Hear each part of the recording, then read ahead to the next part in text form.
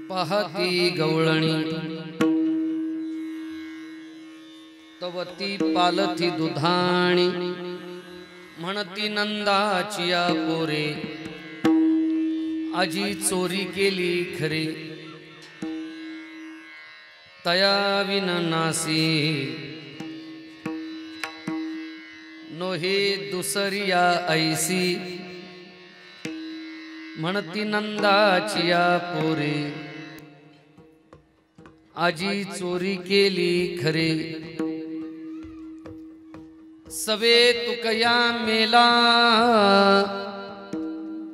तेने अगोन अणेला म्हणती नंदाचिया पोरे आजी चोरी केली खरे पांडुरंगा करू प्रथमान आत्मास्त्वं गिरिजामती सहचरा प्राणा शरीरं गृहं पूजास्ते विधि विषयोपभोग रचना निद्रा समाधि स्थितिः संचारस्तु पदयो प्रदक्षिणा विधि स्तोत्राणि सर्वा गिरो यद्यत् कर्म करोमि तत्तत् अखिलं शंभो तवाराधनं समचरण सरोजं सांद्रणीलाबुदाभं जगण विहित पाणि मंडनं मंडनानां तरुण तुलसी माला कंदरं कंजनेत्रं सदैधवलहासं विठ्ठलं चिंतयामि जयांचे केलिया स्मरण होय सकळ विद्येंचे अधिकरण तेची बंधू श्रीचरण श्रीगुरूंची नमस्कारोणी आता थोडं कमी करा आवाज थोडं बाजूला ठेवा हा ठीक आहे पाहती गवळणी तवती पालथी दुधाणी म्हणती नंदाचिया पोरे आजी चोरी केली खरे या श्री स्वयंभू गणेश महाराजांच्या प्रांगणामध्ये सालाबादप्रमाणे संपन्न होत असणार हा यज्ञ याही वर्षी मोठ्या उत्साहाच्या वातावरणामध्ये संपन्न होत असताना कोणत्याही यज्ञाची सांगता भागवतीय परंपरेमध्ये वारकरी परंपरेमध्ये काल्याच्या कीर्तनाने व्हावी. कोरोनाच्या कालखंडामुळे त्रिदिनी कार्यक्रम जरी आपण नाही करू शकलो तरी एक दिवसीय नाम महोत्सव आणि त्या एक दिवसीय नाम महोत्सवामध्ये भगवान गणरायाचा जन्मोत्सव आणि वारकरी परंपरेचा दंडक काल्याच्या कीर्तनाने सांगता या दोन्हींचा समन्वय या निमित्ताने या महोत्सवाच्या निमित्ताने आपण साधणार आहोत. संतश्रेष्ठ जगद्गुरु तुकोबाराय यांना स्फुरलेली एक अभंग संहिता या अनुषंगाने मी सेवेकरता निवडलेली आहे. पाहती गवळणी तवती पालथी दुधाणी म्हणती नंदाचिया पोरे आजी चोरी केली खरे. त्यातली घंटा आहे ना मंदिरातली थोडी बांधून टाका कशाने तरी. मंदिरातली घंटा हा वाजवणारी घंटा हा हा ती जी वाजवताय तीच हा ती बांधा कशाने तरी. गोकुळामध्ये ज्ञानयुक्त अंतकरणाच्या ज्या गवळणी आहेत त्यांनी आपली बहिर्मुख असणारी वृत्ती अंतर्मुख केली आणि बहिर्मुख इतरत्र फिरणारी वृत्ती अंतर्मुख केल्यानंतर जो प्रकार त्यांच्या प्रतीतीला आला त्याचं चित्रण तुकोबारायांनी या अभंगाच्या निमित्ताने केलं. पाहती गवळणी पाहण्याचा अधिकार ज्ञानाला आहे, पाहण्याचं स्वातंत्र्य ज्ञानाला आहे. पाहती गवळणी काय पाहिलं तवती पालथी दुधाणी अंतकरणामध्ये असणारे जे दोष आहेत ते ज्या मडक्यांमध्ये भरलेले आहेत ओतप्रोत चित्तरूपी त्यातलं मल विक्षेप आवरण तत्सम जे काही अनादिकालापासूनचे दोष आहेत पाप आहेत विकार आहेत विकृती आहे त्याचं कुणीतरी भक्षण केलेलं आहे आणि ती दुधाणी ती मडकी ज्याच्यामध्ये ते साठवलंय ती भांडी कुणीतरी आता उपडी करून ठेवलेली आहेत. माता भगिनींची उपस्थिती लक्षणीय आहे. आपण हे सगळं केव्हा करतो घरामध्ये अन्न एकदा शिजवलं त्याच्यामध्ये साठवलं ते संपलं ते स्वच्छ केलं की मग आपण ते उपडं करून ठेवतो. तुकोबारा म्हणतायत त्या गवळणीची जी अंतकरण ज्या सगळ्या दोषाने भरलेली आहेत, पाहती गवळणी, त्यांनी पाहिलं आपल्या अंतकरणातले विकार कुणीतरी खालीले आहेत, भक्षण केले आहेत, आणि तवती पालती दुधा, आणि भांडी अशी रिकामी झालेली आहेत, उपडी करून ठेवली आहेत, म्हणजे स्वच्छ झालेली आहे, चित्त शुद्ध झालेलं आहे. मग कुणी केली असावी चोरी? म्हणती नंदाची या पोरे. हा सगळा कारनामा नंदाच्या मुलाने केला असावा, कृष्णाने केला असावा. आजी चोरी केली खरे. काही गवळणींनी सांगितलं, आपलं मत मांडलं की तुम्ही थेट हा आरोप भगवान श्रीकृष्णावरती करतायत, नंदाच्या मुलावरती करतायत, पण चोरी करताना तुम्ही त्याला प्रत्यक्ष पाहिलंय का? ज्या आरोप करत होत्या त्यांनी सांगितलं आम्ही पाहिलं नाही, पण पाहण्याची आम्हाला आवश्यकताही वाटत नाही. कारण ज्या पद्धतीचा माल चोरीला गेला, ज्या पद्धतीच्या वस्तू चोरीला गेल्या, दोष खाणारा, कर्म खाणारा, विकार संपवणारा, अशा पद्धतीची चोरी करणारा याच्याशिवाय जगामध्ये दुसरा कोणी नाही. तया विना नासी नव्हे अथवा नोहे दुसरी या ऐसी. आणि मग गवळणींचा एक सूर असाही आला की ठीक आहे, चोरी झाली आहे खरं आहे, पण विकारांची चोरी झाली ना, दोषांची चोरी झाली, विकृतीची चोरी झाली, कर्माची चोरी झाली, पापाची चोरी झाली, मग हा चोर फायद्याचा आहे. मग असा फायद्याचा चोर आणला तरी कुणी? सवे तुकया मेला तेने अगुण आणीला. म्हणती नंदाची या पोरे, आजी चोरी केली खरे. आणि याला रूपावळे करोणी खळे हरिदासी. हा जो फायद्याचा चोर आहे, हा साधू संतांच्या अट्टहासामुळे त्यांच्या रक्षणाकरता परित्राणाय साधूनाम, त्यांच्या इच्छेखातर आला, त्यांनी आणला. जो अगुण आहे पण तो त्यांच्या इच्छेखातर आणि जगाच्या कल्याणाकरता सगुण झाला, तेने अगुणा आणीला. म्हणती नंदाची या पोरे, आजी चोरी केली खरे. अनेक वेळा यापूर्वीच्या काळामध्ये या अभंगावरील चिंतन आपण ऐकलेली आहेत. अनेक काल्याची कीर्तन आपण यापूर्वीच्या काळामध्ये ऐकलेली आहेत. आणि काल्याच्या कीर्तनाकरता जो दंडक आहे, जो नियम आहे, चरित्र ते उच्चारावे केले देवे गोकुळी. भगवान श्रीकृष्णाने गोकुळामध्ये जे लीला चरित्र केलं त्याचं वर्णन करावं असा दंडक आहे. ठीक आहे, आपण याची समीक्षा करणारच आहोत. आजचा जो मुख्य आपला जो प्रयोजनात्मक हेतू आहे या नाम महोत्सवाचा, तो भगवान गणरायाचा जन्मोत्सव. भगवान गणरायाचा जन्मोत्सव आणि दहीहंडी या दोन्हींचा समन्वय आपण एकत्र साधणार आहोत. मला एक 2-3 मुद्दे या ठिकाणी स्पष्ट करायचे.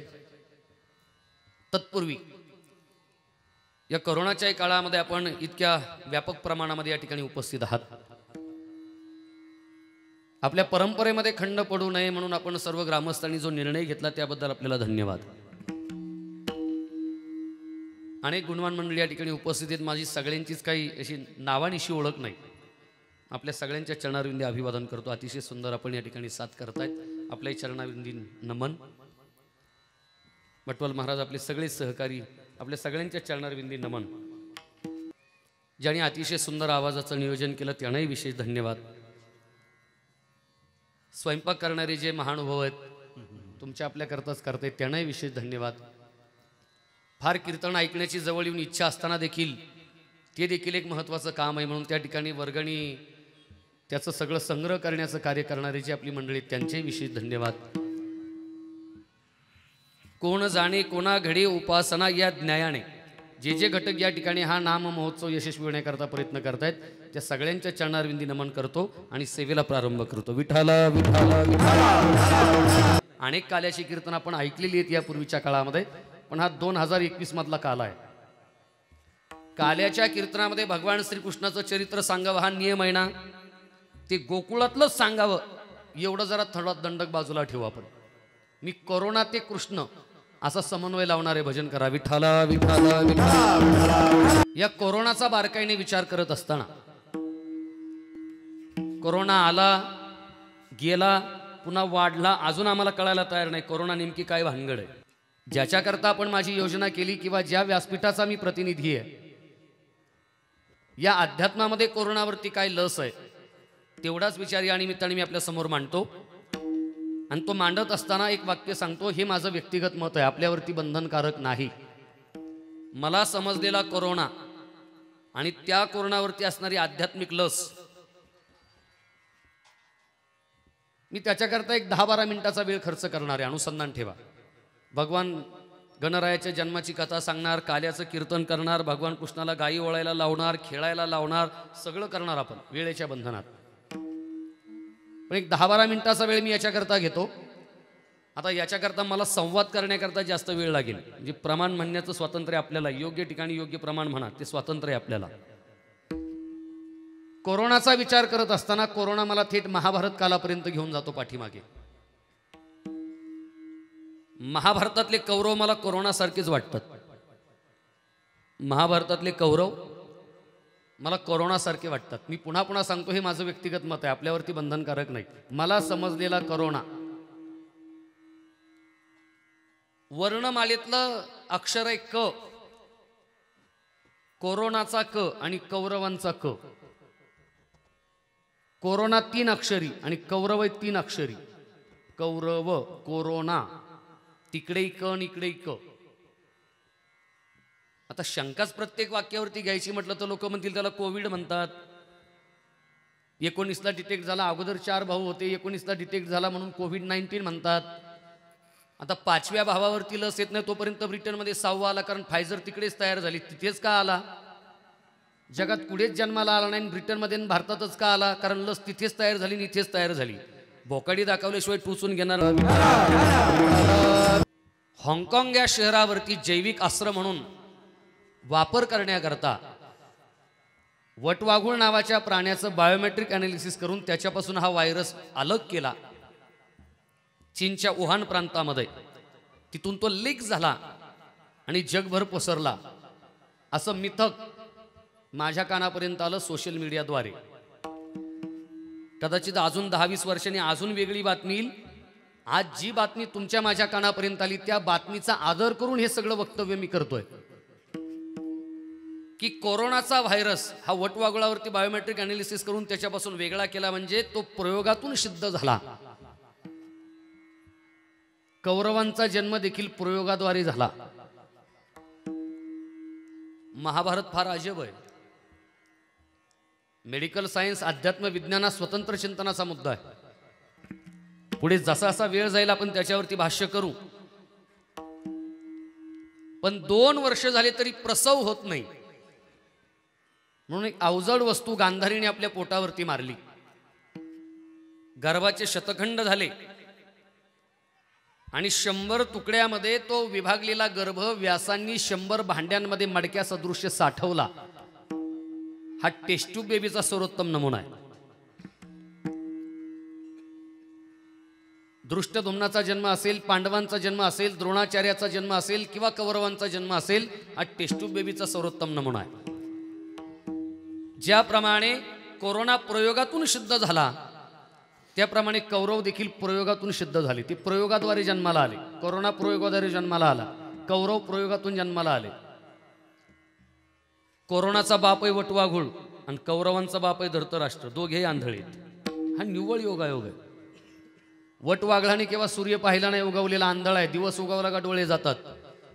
जसा कोरोनाचा बाप आंधळा तसा कौरवांचाही बाप आंधळा, धृतराष्ट्र आंधळा आहे. किती योगायोग आहे. ते प्रयोगातून जन्माला आले, हेही प्रयोगातून जन्माला आले. ते 3 अक्षरी, हे 3 अक्षरी. तिथे क आणि इथे क. त्याचाही बाप आंधळा आणि यांचाही बाप आंधळा. कोरोनाची जी लक्षणं आहेत ती सगळी लक्षणं मला कौरवांमध्ये दिसत आहेत. कोरोनाची जी लक्षणं आहेत ती सगळी लक्षणं मला कौरवांमध्ये दिसत आहेत. विठ्ठला विठ्ठला विठ्ठला. कोरोनातली सगळी लक्षणं मला कौरवांमध्ये दिसतात. कोरोनाचं पहिलं लक्षण आहे कफिंग. कोरोनाचं पहिलं लक्षण कफिंग, कफ होणं. आयुर्वेदामध्ये वात, पित्त आणि कफ अशी त्रिसूत्री आहे. वाताचा प्रभाव हा साधारणतः 12 वर्षापर्यंत असतो जन्माला आल्यापासून. म्हणून आपण शांत बसतोय पण लहान मुलं उड्या मारतात. हा त्यांचा दोष नाही, वाताचा प्रभाव आहे, चांचल्य आहे. वात अनबॅलन्स झाला, असंतुलित झाला तर माणूस पहाडासारखा असतो 6 फूट. पण संधिवात झाला, आमवात झाला तर उठली जागा बसवत नाही, बसली जागा उठवत नाही. लहान मुलांमध्ये वाताचा प्रभाव जास्त असतो म्हणून आपण शांत बसलो पण ती बिचारी उड्या मारतात. वात जास्त आहे.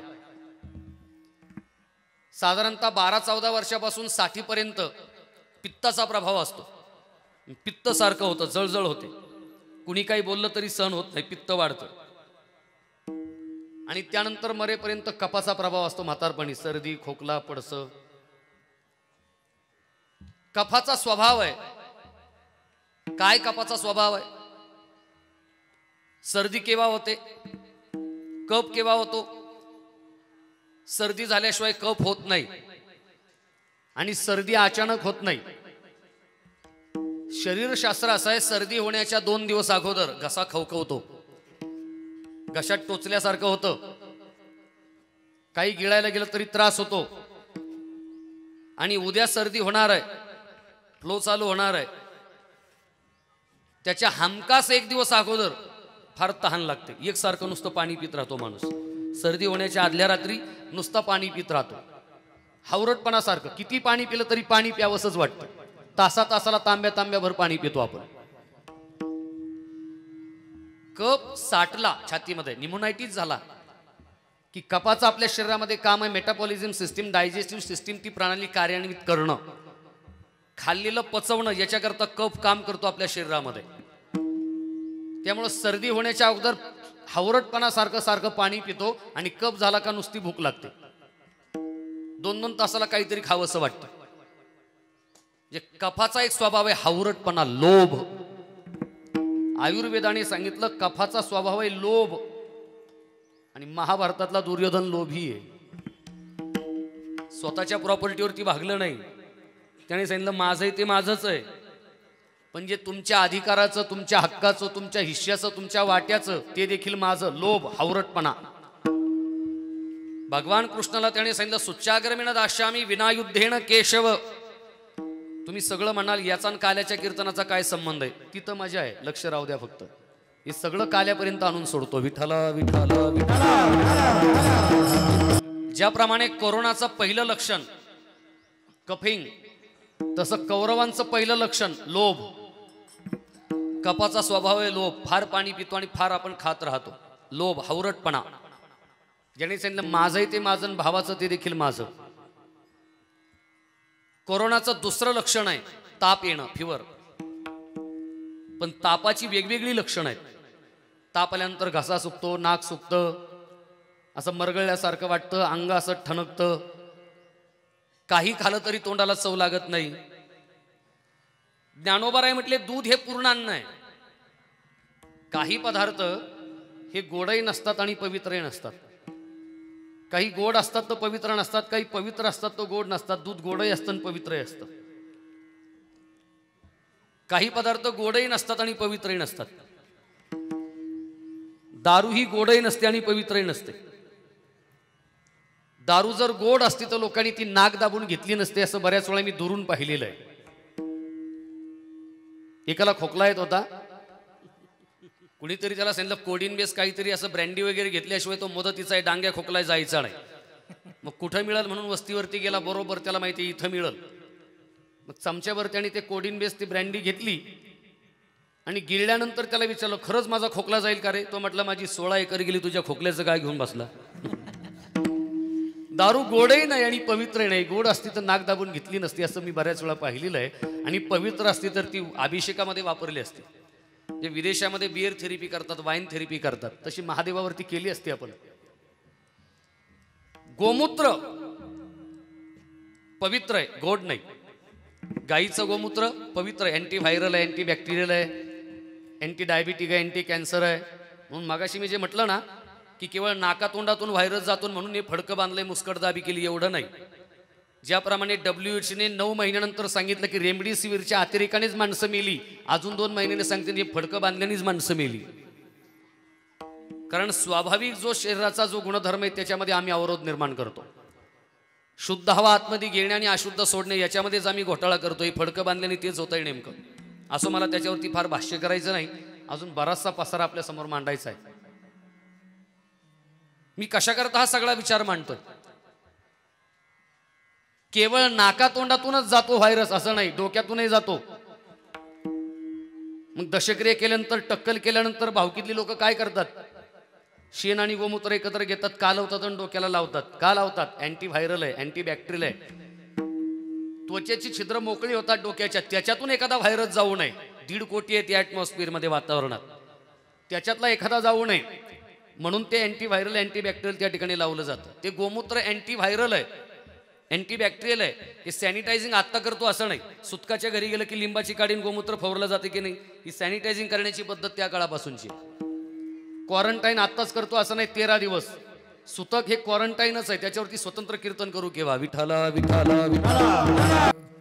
आणि माता भगिनींची उपस्थिती लक्षणीय आहे. मी फार जबाबदारीने हे वाक्य सांगतो, आपल्या सगळ्यांच्या श्रद्धेला धक्का लागेल. कोरोना आला नसता तर आयसोलेशन हा शब्द आपल्याला कळाला नसता कदाचित. पण हे आयसोलेशन आम्ही दर महिन्याला करतो घरी. दर महिन्याच्या 4 दिवशी आमच्या घरी आयसोलेशन असतं. आमची माता भगिनी आम्ही दर महिन्याच्या 4 दिवसाला आयसोलेट करतो. का? आपल्या श्रद्धेला धक्का लागेल. पण तिथे आम्ही त्याला धर्माची जोड दिली, त्याला आम्ही विटाळ म्हटलं, विटाळ. पण त्याच्यामध्ये कसल्याही प्रकारचा दोष नाही. मी फार जबाबदारीने सांगतो, जबाबदार व्यासपीठावरून सांगतो. अरे जे निसर्ग दत्त आहे, जे परमेश्वराने दिलेलं आहे, जी निसर्ग दत्त या शरीराची देणगी आहे, जर एखाद्या माता भगिनीमध्ये मासिक धर्म निर्माणच झाला नाही तर मुंबईपर्यंत धावपळ करतो की नाही, लाखो रुपये खर्च करण्याची तयारी की नाही आमची. ज्याच्यामुळे जीवसृष्टी निर्माण होणार आहे, सृष्टीचं चक्र ज्याच्यावरती अवलंबून आहे, त्याच्यामध्ये कसला विटळण, त्याच्यामध्ये कसला दोष. मग नेमकं गमक काय, नीट आहे का? त्या 4 दिवसामध्ये ती जी आमची माता भगिनी असते, तिच्यामध्ये ॲनिमियाचं प्रमाण वाढतं, एचबीचं प्रमाण कमी होतं, हिमोग्लोबिनचं प्रमाण कमी होतं, रक्ताल्पता निर्माण होते, तिची प्रतिकार शक्ती कमालीची वीक होऊन जाते. आणि त्या 4 दिवसामध्ये तिला जपणं अत्यंत गरजेचं असतं. त्या 4 दिवसामध्ये तिला जंतू संसर्ग होण्याची, इन्फेक्शन होण्याची शक्यता नाकारता येत नाही. त्या 4 दिवसामध्ये ती जर धुराच्या सहवासामध्ये गेली, ती जर आगणीच्या सहवासामध्ये गेली, तर तिला गर्भाशयाच्या पिशवीचा कॅन्सर होण्याची शक्यता नाकारता येत नाही. मी फार जबाबदारीने सांगतो, आपल्या लहान भावासारखा आहे. पूर्वीच्या काळामध्ये माता भगिनींना पिशवीचे आजार सतत व्हायचे, कारण कोंदट वातावरण असायचं. त्या 4 दिवसामध्ये माता भगिनी जर धुराच्या सहवासामध्ये गेली, उष्णतेच्या सहवासामध्ये गेली, तर गर्भाशयाच्या पिशवीचे कॅन्सर होण्याची शक्यता नाकारता येत नाही. त्या 4 दिवसामध्ये तिच्यापासून आपल्याला काही धोका नाही, आपल्यामुळे तिला धोका निर्माण होतो. तिने टोपल्याला हात लावला, 10 भाकरी होत्या आणि 5च राहिले असं कधी घडत नाही, प्रयोग करून पहा. तिने हांड्याला हात लावला आणि सगळं पाणी दूषित झालं आणि त्याच्यात किडे पडले असं कधी होत नाही, प्रयोग करून पहा. पण त्या 4 दिवसामध्ये तिने डोक्यावरती भांडी घेतली, ती जर 2 मैल पाण्याला गेली तर आधीच तिची रोगप्रतिकार शक्ती वीक झालेली आहे, ॲनिमियाचं प्रमाण वाढलेलं आहे, रक्ताल्पता निर्माण झालेली आहे. ते 4 दिवस तिला जपणं फार गरजेचं आहे. ती जर भाकरी करायला गेली, उष्णता लागली, तर तिला गर्भाशयाचा कॅन्सर होण्याची शक्यता नाकारता येत नाही. पण सासू काय आयतं खाऊ घालील काय, आणि म्हणून सासूला भीती घातली धर्माने, तिने टोपल्याला शिवायचं नाही. हे शिवायचं नाही तिथून आलं, तिने भाकरीला शिवायचं नाही, नाही तर तशी सासू तिला आयतं खाऊ घालायची नाही. तिने पाण्याला शिवायचं नाही, नाही तर सासू तिला पाण्याला लावल्याशिवाय राहणार नाही. हे आयसोलेशन आम्ही दर महिन्याच्या 4 दिवशी करत होतो. विठाला विठाला विठाला. हे गोमूत्राहून थोडं बाजूला गेलो आपण. त्या 4 दिवसामध्ये तिला इन्फेक्शन होऊ नये, पटलं तर पहा, त्या 4 दिवसामध्ये तिला इन्फेक्शन होऊ नये म्हणून आम्ही काय केलं, तिला नुसतं बाजूला ठेवलं नाही, सॅनिटायझिंगची व्यवस्था केली. काय केली आम्ही, गोमूत्र ठेवलं की नाही तिच्याजवळ, आलं का शिंपड. हे काय होतं की बाहेरून कोणी आला, एखादा व्हायरस घेऊन आला आणि थेट तिच्यापर्यंत पोहोचला तर तिला धोका निर्माण होईल, म्हणून तिथे पोचायच्या अगोदर त्याच्यावर गोमूत्र मारायचं. हे सॅनिटायझिंग होतं. गोमूत्र पवित्र आहे पण गोड नाही. हॉटेलमधले पदार्थ गोड आहेत पण पवित्र नाही. ज्ञानोबा राय म्हटले, दूध पवित्र आणि गोड देखील. पाहे पा दूध पवित्र आणि गोड. दूध गोड आहे, दूध गोड आहे, पण कोणाला, ज्याला ताप आला नाही त्याला. मी कोरोनाचं दुसरं लक्षण सांगतोय, ताप. आणि त्या तापाकरता एवढा 10 मिनिटं प्रवास केला आपण. दूध गोड आहे पण कोणाला, ज्याला ताप आला नाही त्याला. हे ज्ञानोबारांचं म्हणणं आहे. का ज्वरे विटाळलिया मुख आणि दुधा ते म्हणे कडू वीख. कोरोनाचं पहिलं लक्षण कफिंग आहे आणि कपाचा स्वभाव लोभ आहे. महाभारतातला कौरव लोभी आहे. माझं ते माझं, भावाचं तेही माझं. कोरोनाचं दुसरं लक्षण ताप आहे. आणि तापाच्या अनेक स्वभावापैकी तापाचा एक स्वभाव आहे बरळणं. जसं कपाचा स्वभाव लोभ आहे, तापात पोरं बरळतात की नाही. लहानना तो आपला बरळतो ना आजोबालाच आरे तुरे करतो. ते आजोबाला बरं वाटतं, कारण त्याला माहिती आहे हा त्याचा मूळ स्वभाव नाही. ते तापाच्या अंमलाखाली आहे, ती बरळतय. बरळणं शब्द तिथून आला. माणसं तापली की बरळतात. माणसं तापली की बरळतात. भांडणात तापली की मग काही बोलतात. राजकारणात तापली की मग काही आरोप करतात. तापली की बरळणं सुरू झालं. माणसं तापली की बरळतात. जर कोरोनाचं दुसरं लक्षण ताप येणं असेल आणि तापाचा स्वभाव जर बरळणं असेल तर महाभारतातला हा कोरोना बरळतोय. आपण घरी जाऊन महाभारत पहा आणि महाभारतातलं सभापर्व काढा. सभापर्वामध्ये दुर्योधनाचं बरळणं आलेलं आहे.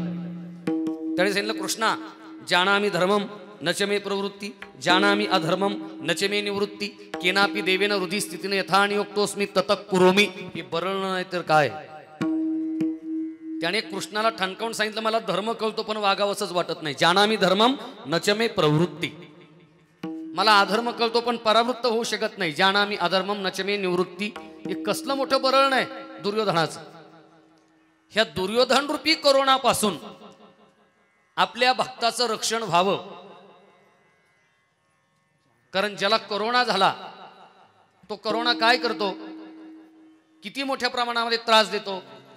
मला केवळ कोरोनामध्येच आपल्याला गुंतून ठेवायचं नाही, तर भगवान गणरायाचं चरित्र सांगून काल्याच्या कीर्तनापर्यंत आपला प्रवास करून घ्यायचा. पण कौरवरूपी कोरोनापासून आपल्या भक्ताचं रक्षण व्हावं याच्याकरता पहिली उपाययोजना भगवान श्रीकृष्णाने केली. आपले भक्त क्वारंटाईन केले. आणि किती दिवसाकरता केले?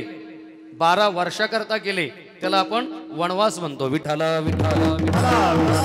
तुम्ही म्हणाल कीर्तन करणं तुमचं काम आहे, तुम्हाला सहन करणं आमचं काम आहे. हे क्वारंटाईन कुठून आणलं आणि कृष्णाने केलं काही क्वारंटाईन? माझ्या म्हणण्याला, प्रत्येक म्हणण्याला लॉजिक आहे, तर्क आहे. IPL झाली ना 13 व 17 या वर्षी दुबईला झालं कोरोनामुळं. तिथे काय असा नियम होता का हो? नीता अंबानींनी स्वतः गोलंदाजी करावी, मुकेश अंबानींनी स्वतः फलंदाजी करावी. ते संघ मालक होते, फ्रँचायझी त्यांच्याकडे होती, पण स्वतः फलंदाजी करण्याची गरज नाही. मग ते आपल्याकरता खेळाडू नेमू शकत होते. त्यांनी आपल्याकरता खेळाडू नेमले की नाही आपल्या वतीने खेळण्याकरता? ही अशीच IPL झाली होती 5000 वर्षापूर्वी. तिथे 2 संघ मालक होते. एकाचं नाव आहे धर्मराज युधिष्ठिर आणि एका संघ मालकाचं नाव आहे दुर्योधन.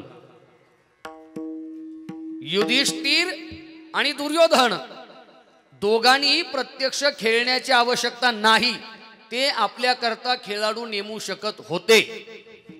म्हणून दुर्योधन नावाच्या संघ मालकाने आपल्याकरता एक खेळाडू नेमला खेळण्याकरता. त्याचं नाव आहे शकुनी. फासे दुर्योधनाने टाकले का शकुनीने टाकले? फासे कुणी टाकले? शकुनी. मग दुर्योधनाने जर आपल्याकरता खेळाडू नेमला, मग कौरवांच्या वतीने जर शकुनीने फासे टाकले आणि पांडवांच्या वतीने कृष्णाने टाकले असते, मग काय झालं असतं? जेणे हे विश्व निर्मिले महर्षी देवा संस्थापिले, 21 स्वर्गात धरिले, इच्छा मात्रे अथवा सत्ता मात्रे अपोलिया. जर कौरवांच्या वतीने शकुनी फासे टाकण्याकरता आला, पांडवांच्या वतीने कृष्ण आला असता, तर भगवान कृष्णाला हे सहज शक्य होतं. त्याने पांडवांच्या वतीने फासे टाकले असते. त्या युद्धामध्ये, त्या खेळामध्ये पांडवांचाच विजय झाला असता. पण भगवान कृष्णाला हे क्वारंटाईन करायचे होते 12 वर्षाकरता. कारण त्यांना माहिती होतं इथे जर विजय प्राप्त झाला तर अजून काहीतरी शक्कल लावेल, अजून डोकं लावेल हा दुर्योधन. या दुर्योधन रूपी कोरोनापासून माझ्या भक्ताचं रक्षण व्हावं याच्याकरता क्वारंटाईन केले 12 वर्षाकरता. मी फार जबाबदारीने विधान करतो. जगातला पहिला विक्टीम, पहिला सस्पेक्ट, पहिला क्षतिग्रस्त, पहिला कोरोना कोणाला झाला या जगात? माझं मत आहे, आपल्यावरती बंधनकारक नाही, हे माझं मत आहे. जगातला पहिला कोरोना भगवान कृष्णावरती झाला. पहिली लागण. कारण कपिंग हे जर कोरोनाचं लक्षण आहे, फिवर ताप येणे जर कोरोनाचं लक्षण आहे, तर कोरोनाचं स्प्रेडिंग होण्याची जी पद्धत आहे, जवळच्या व्यक्तीमुळे स्प्रेडिंग होणं, जवळच्या माणसामुळे इन्फेक्शन होणं, ही त्याच्या स्प्रेडिंग. कारण तो ट्रान्समिटेड बाय इयर नाही, स्वाईन फ्लू सारखा. Swine flu transmitted by year. तो हवेतून प्रवास करत होता. पण याची जी स्प्रिंग होण्याची पद्धत होती, जवळच्या माणसामुळे त्रास होणं, हे जर कोरोनाचं लक्षण असेल तर जगातला पहिला विक्टीम, पहिला क्षतिग्रस्त, पहिला रोगी, पहिला रुग्ण कृष्ण आहे. कारण कृष्णाला त्रास बाहेरच्यांमुळे झाला नाही, घरच्यांमुळेच झाला, जवळच्यांमुळेच झाला. काल्याचं कीर्तन आहे, आगासूर बाहेरचा, बगासूर बाहेरचा, तृणावत बाहेरचा, शक्टासूर बाहेरचा, व्यमासूर बाहेरचा, धेनुकासूर बाहेरचा, प्रलंबासूर बाहेरचा, कागासूर बाहेरचा, रिटासूर बाहेरचा. इंद्र घरचा होता की नाही? इंद्राकरता गोवर्धन उचलावा लागला की नाही?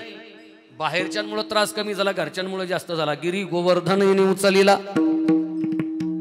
कंस बाहेरचा, मुष्टिक बाहेरचा, चाणूर बाहेरचा, जरासंध बाहेरचा. ब्रह्मदेव घरचा आहे की नाही? त्याच्याकरता गाई वासराचं रूप घ्यावं लागलं की नाही? जवळच्या माणसांमुळे स्प्रेडिंग होणं, ही जर कोरोनाची लागण होण्याची जर पद्धत पाहिली तर जगातला पहिला रुग्ण भगवान कृष्ण आहे. आणि त्याच्याही पुढचं विधान, जगामध्ये पहिल्या अँटीबॉडीज भगवान कृष्णामध्ये निर्माण झाल्या.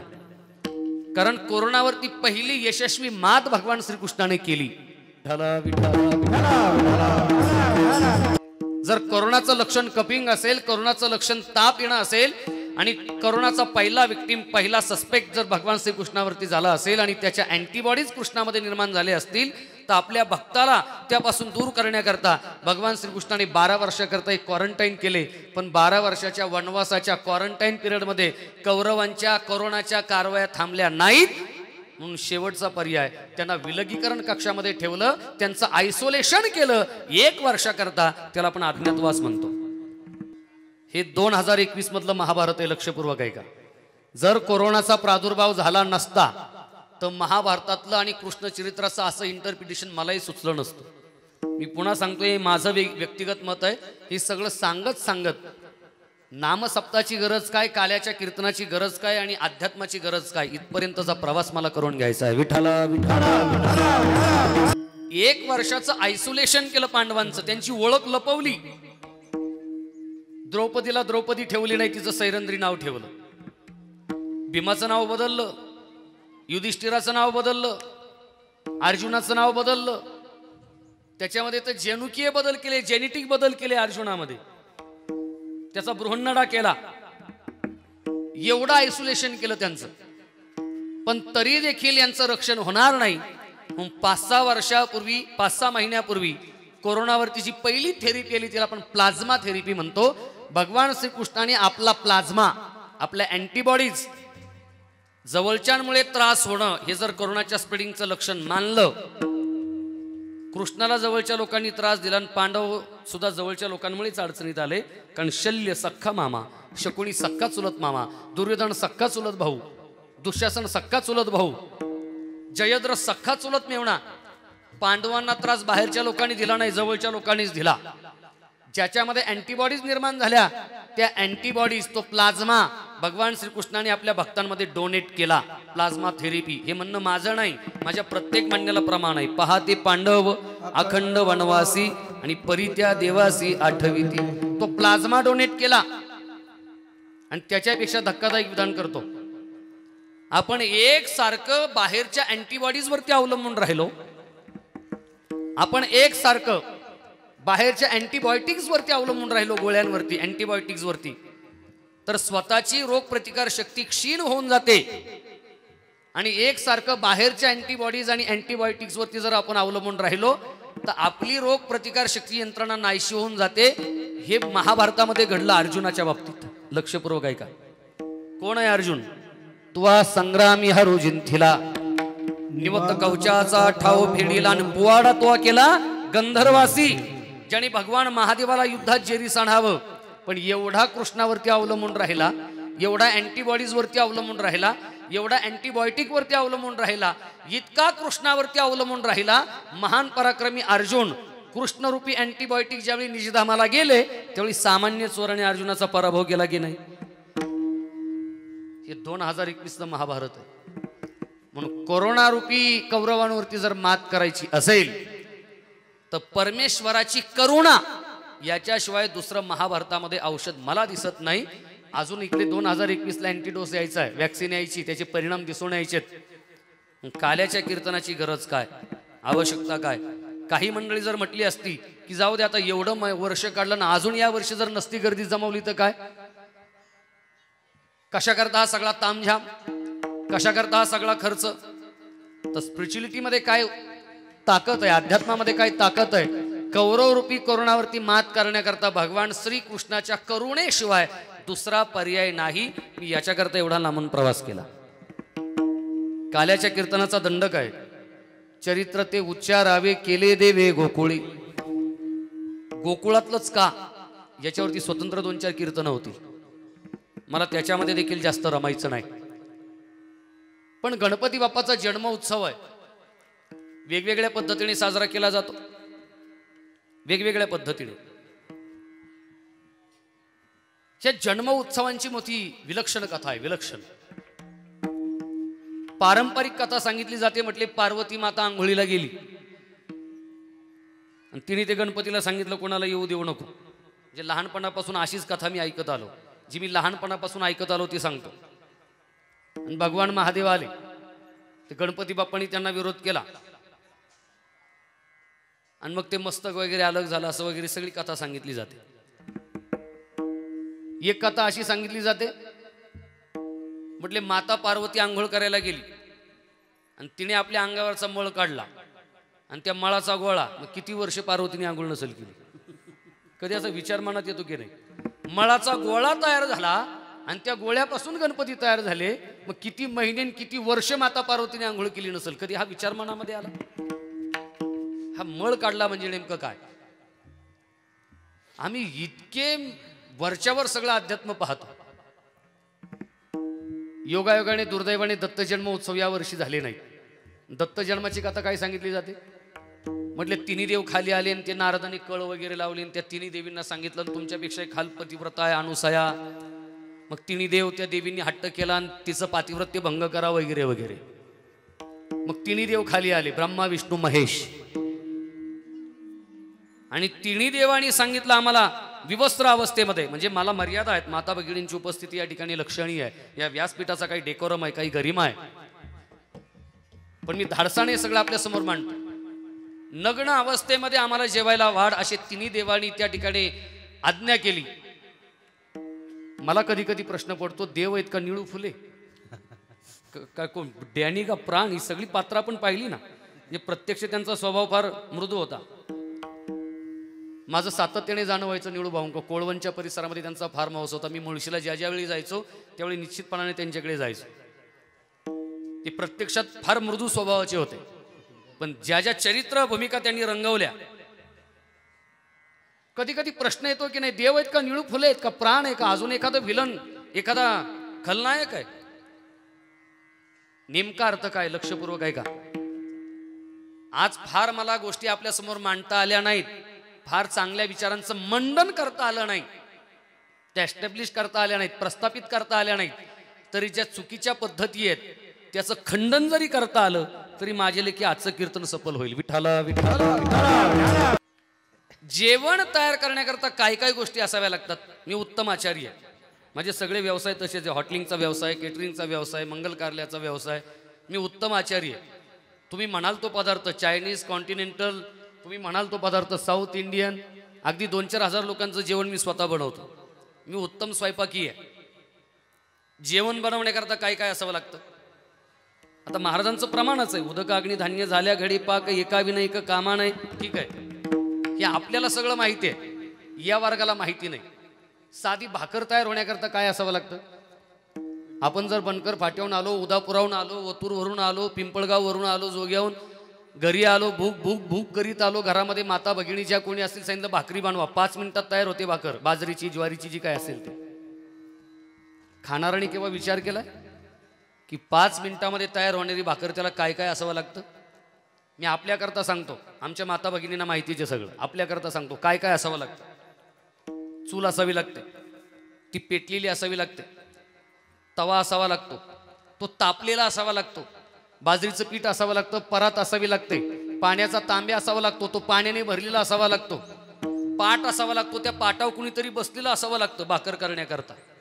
आणि नुसतं बसून चालत नाही, भाकर करण्याचा मूड असावा लागतो. याच्यातलं एकही नसू द्या, होईल का भाकर. एवढ्या गोष्टी एकत्र याव्या लागतात भाकर होण्याकरता. 2 मिनिटात तयार होते, खाणारा काही विचार करत नाही, पण इतक्या गोष्टी जुळून याव्या लागतात 10-20. बाजरीचं पीठ, तवा, चूल, चुलीला जाळ, पाणी, परात, भाकर करण्याचा मोड, या सगळ्या गोष्टी एकत्र याव्या लागतात. त्यातही तवा तापलेला असावा लागतो. थंडगार तव्यावर 10 वर्षात भाकर होणार नाही, इरमून जाईल, होणार नाही, त्याला ताव यावा लागतो. हे तिन्ही देव आले. सायंकाळची वेळ आहे. दत्तजन्म केव्हा असतो? संधी वेळ, सायंकाळच्या वेळी.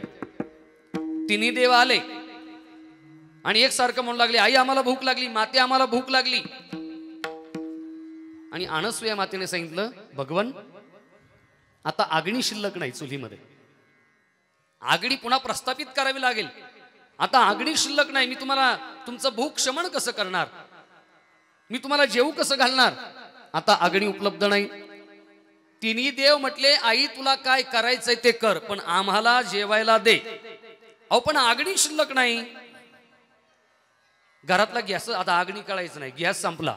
किती आमची माता भगिनी सुगरण आहे, करता येईल काही पोहे, अग्नीच शिल्लक नाही, तुम्हाला जेवण कसं घालून लागणार. न अग्न, त्यावेळची भाषा आहे, न अग्न. मग तिन्ही देव म्हटले, न अग्न तर न अग्न, त्याच्याशिवाय काय देता येईल. मग अनसूया मातेने डोकं चालवलं. त्यांनी चूल वगैरे पेटवण्याच्या भानगडीत पडण्यापेक्षा त्या गेल्याने त्यांनी फळं आणली, कंदमुळं आणली. ती फळं आणि कंदमुळं तिन्ही देवांना खाऊ घातली आणि तिन्ही देव प्रसन्न झाले. आई तू आमच्या परीक्षेला खरी उतरली, अग्नीशिवाय तू आमचं पोट भरलं, सांग तुला काय पाहिजे. तिने सांगितलं, आता तुम्ही तिघेही माझ्या पोटी जन्माला या. तो भगवान दत्तात्रयांचा जन्म. आता लक्ष नीट द्या, शब्द काय आहे? न अग्न. पण त्या न अग्न म्हणजे अग्नी शिल्लक नाही. न अग्न शब्दाचा काही विकृत डोक्यांनी केला संधी आणि शब्द झाला नग्न. तिथून कथा वर्षानुवर्षे तशीच आम्ही ऐकत आलो. अरे देव आहेत ते, मातृतत्वाचा अपमान करते. मातृदेव भव, कोणता देव मातृतत्वाचा अपमान करीन सांगेल वस्त्राशिवाय आम्हाला जेवायला वाढ. शब्द आहे न अग्न. आता अग्नी शिल्लक नाही, मी तुमची भूक शमन कशी करणार. देव म्हटले हरकत नाही माते, न अग्न तर न अग्न, कंदमुळं चालतील. मग अग्नीशिवाय त्या तीनही देवांचं उदरभरण केलं म्हणून शब्द आहे न अग्न. त्याचा संधी काही विकृत मंडळीने केला नग्न. दत्त जन्माची कथा अशी सांगितली पिढ्यानपिढ्या, आम्ही तीच खरी मानली.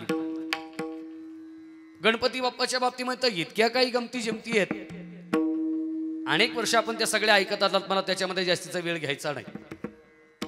मला एकच मुद्दा सांगायचा आहे.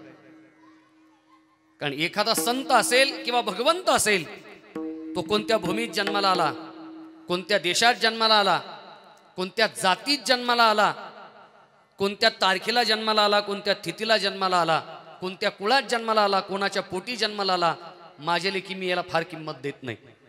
जन्माला आल्यानंतर त्यांनी जग उद्धाराचं काय काम केलं ती बाब अत्यंत महत्वाची. विठ्ठला विठ्ठला विठ्ठला. आज आमची भांडणं कशावरून आहे? एखाद्या देवाचं मंदिर इथं आहे का तिथे, काय फरक पडतो? इथं असलं काय तिथं असलं काय, काय फरक पडतो? खरंच जन्म सोहळा या तारखेला का त्या तारखेला काय फरक पडतो? दोनदा नाही 10-20 वेळा घाला, काय फरक पडतो? दारू पिऊन जे गटारात पडते त्याचाही सहस्रचंद्र दर्शन सोहळा होतो शिवाजी महाराजांचा, दर महिन्याला करा, काय फरक पडतो? ज्यांचे एवढे उपकार आहेत राजेंचे आपल्यावरती, काय फरक पडतो? वारकरी संप्रदायाची निर्मिती ज्ञानोबारायांनी केली आणि 700 वर्षापूर्वी सूत्र दिलं, याती कुळ माझे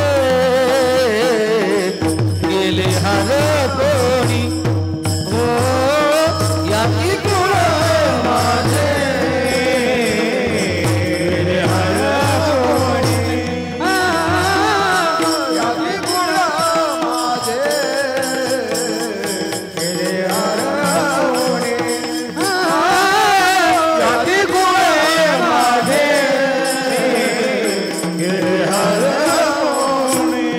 श्रीरंग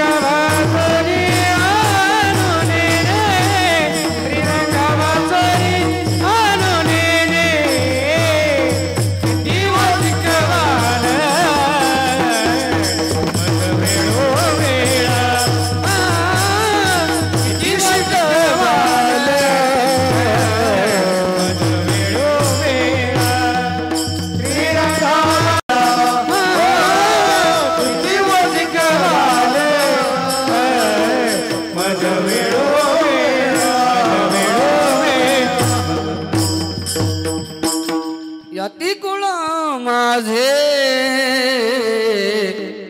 गेले हरपोणी. ही 700 वर्षापूर्वीची क्रांती आहे. जे वारकरी संप्रदाय एवढा सेक्युलरिझम जगाच्या पाठीवरती अन्यत्र कुठं पाहायला मिळणार नाही. किती सेक्युलरिझम आहे. पंढरपूरमध्ये गेल्या गेल्या कोणी पांडुरंगाच्या भेटीला रावळात जात नाही. क्रम असा आहे, अगोदर चंद्रभागेचं स्नान, मग चोखोबरायांचं दर्शन, मग नामदेवरायांचं दर्शन आणि मग पांडुरंगाचं दर्शन. आता हे चोखोबराय नामदेवराय आपल्याला कळायची नाहीत, आपल्याला समजेल अशा शब्दात सांगतो. चोखोबरायांचं दर्शन म्हणजे बीसीचं दर्शन, बॅकवर्ड कास्ट. नामदेवरायांचं दर्शन म्हणजे ओबीसीचं दर्शन, आदर बॅकवर्ड कास्ट. कडे BC OBC NT ST VJNT ST हे काही वारकरी संप्रदायाला मान्य नाही. याती कुळ माझे गेले हरपोणी. जाती परंपरेवरती व्यवस्थेवरती पहिली कुऱ्हाड जर कोणी घातली असेल तो वारकरी संप्रदायाने घातली.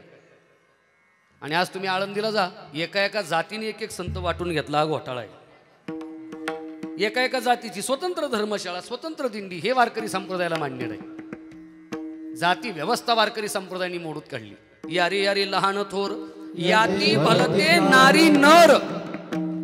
कोणता संत कोणत्या जातीत जन्माला आला, देव कोणत्या तिथीला जन्माला आला, कोणत्या ठिकाणी जन्माला आला, अयोध्येत आला काय आणि मथुरेत आला काय, आल्यानंतर काय केलं, समाजाच्या उपयोगाकरता काय केलं, ही बाब अत्यंत महत्वाची आहे. गणपती बाप्पाचा जन्म मळापासून झाला का कोणत्या तिथीला झाला, द्वितीयेला झाला का पंचमीला, याला फार किंमत नाही माझ्या लेखी.